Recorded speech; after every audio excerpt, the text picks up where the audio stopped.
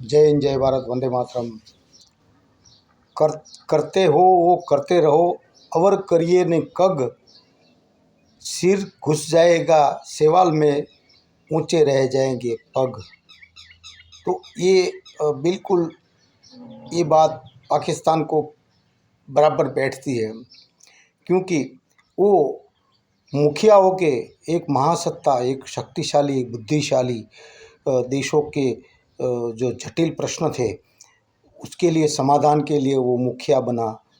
अभी के ज़माने में सरपंच जी कहते, सरपंच जी बने। तो पहले के ज़माने में हर गांव के अंदर एक महाजन लोग हुआ करते थे, मुखिया हुआ करते थे। कि दो पार्टियों के बीच, दो समाज के बीच, दो व्यक्ति के बीच अगर कोई अनबन हुई है किसी प्रकार की, तो ये मुखिया के पास लोग जाते थे। मुखिया दोनों की बात सुन के बीच वाला एक निचोड़ लाते थे और दोनों उसकी बात को मानते थे। ऐसे सम्मानित थे मुखिया। तो ये न सम्मानित, ना बुद्धि, ना कोई बुद्धि चातुर्य, और अमेरिका और इजराइल और ईरान के युद्ध के अंदर कूद पड़ा, फुदक फुदक के मुखिया बना, सरपंच बना। लेकिन आयोजन नहीं था, कोई बुद्धि चातुर्य नहीं, समझदारी नहीं थी, दोनों पार्टी को समझाने की जो काबिलियत होती है वो भी नहीं थी। सिर्फ और सिर्फ उसका अगर कोई था तो वो उसका स्वार्थ था। क्योंकि अमेरिका को ये समाधान की बहुत ज़रूरत नहीं थी, उसको समाधान के एक बहाने का प्लेटफॉर्म चाहिए था। और इसमें कोई एक मूर्ख की ज़रूरत पड़ती है, और ये बिना सोचे समझे सीधा कूद पड़ा और मूर्ख अमेरिका को मिल गया, और खामो खाम एक नाटक हो गया समाधान का। तो पाकिस्तान किस मोड़ पे खड़ा था? उसने दोनों पार्टी को क्या समझाया, क्या समझाने की कोशिश की? कुछ नहीं। टेबल दिया, ऑफिस दिया, बातचीत करने का मौका दिया, बाकी तो ये तो एक साइड में रह गया।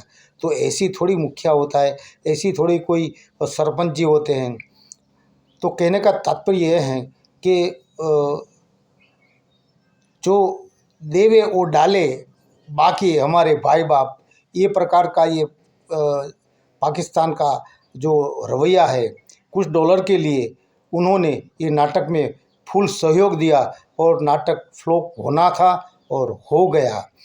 तो कहने के तात्पर्य यह है कि ये कट्टरवाद से बाहर आते नहीं, बाहर की दुनिया से तालमेल मिलाते नहीं, अंदर जज्बा, उम्मा, कलमा की ताकत, ये सब होता रहता है। और रही बात कि पाकिस्तान का ये मेंटालिटी बिगाड़ी किसने? पाकिस्तान की मेंटालिटी अगर किसी बिगाड़ी है तो उसका कट्टरवाद है, और उसके सतत जहन में ये दूसरे ये ईसाई या यहूदी काफिर नहीं है, इसकी नज़र में सिर्फ हिंदुस्तान और हिंदू काफिर है। और उसके अग्रिम स्थान पर हिंदुओं को टारगेट पर उन्होंने रखा है, क्योंकि हिंदू एक सॉफ्ट कौम है, सीधी कौम है, संस्कारी कौम है। वो बेजवाबदारी वाली बात भी नहीं करते, बेजवाबदार वाला झगड़ा भी नहीं करता है। वो शांति प्रिय समाज है हमारे हिंदुस्तान की। और तुम हिंसावादी हो, हिंसा करते रहो, मरवाते रहो, और ईरान को खामो खाम परेशानी में तुमने और डाल दिया। और अब आपको हम क्या बोले? इतने स्वार्थी, इतने लुच्चे न बनो कि अगर तुम कहते हो कि हमारा अल्लाह के बताए हुए राह पे चलता हूँ, तो अल्लाह ने तो ये भी बोला है कुरान शरीफ में, मैंने बात सुनी है कि हरे भरे पेड़ का पत्ता तोड़ना भी गुनाह है।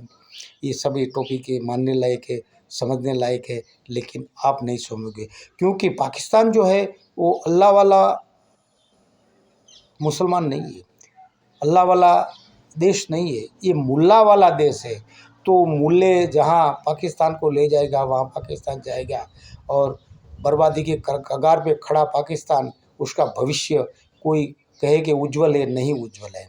क्योंकि स्वार्थ कब तक समझ, और यूरोपियन लोग, ये अंग्रेज लोग जो है वो समझदार होते हैं, बुद्धि चातुरी वाले होते हैं, और सबको समझते हैं। क्या वो पाकिस्तान को अगर सहकार देते हैं तो अपने हित के कारण, क्योंकि दरेक देश की नीति अपने हित में होनी चाहिए, ऐसा सबका नियम होता है। और ये सही राह पर ईरान चल रहा है, सही राह पर इजराइल चल रहा है, सही राह पर अमेरिका चल रहा है, लेकिन सही राह पर पाकिस्तान नहीं चल रहा है। ये गड़बड़ घोटाला करवाता है, और क्या बोले, भगवान सबका भला करे। जय हिंद, जय भारत।